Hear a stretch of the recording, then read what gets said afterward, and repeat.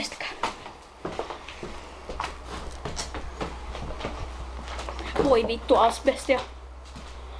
Onko? On. Mistä sä tiedät? Toi on. Koska takoissa on yleensä asbesti.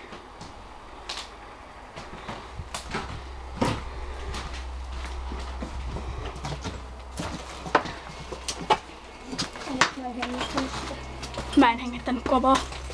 Mä hengitin vahingossa vähän aikaa. Mä hengitin se koko vaan. Niin mä hengitin vähän aikaa, koska mä saada avolaan. Ei. Sit voi saada keuhkosyövän. Niin 30 vuoden päästä, et onnea sulle. Ukolle voi tulla. Mä käyn agallakin.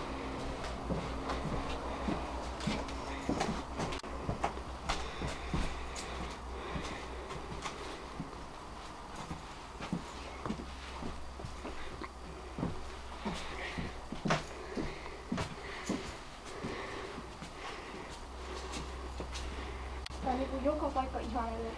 Joka viikko ihan erilainen mesta. Ei oo. No, melkein. Eikös täällä paskota ihan saatanasti kaikkea? Niin. Joka viikko tää näyttää... ei oo yhtä kriipissä toinen tuolla.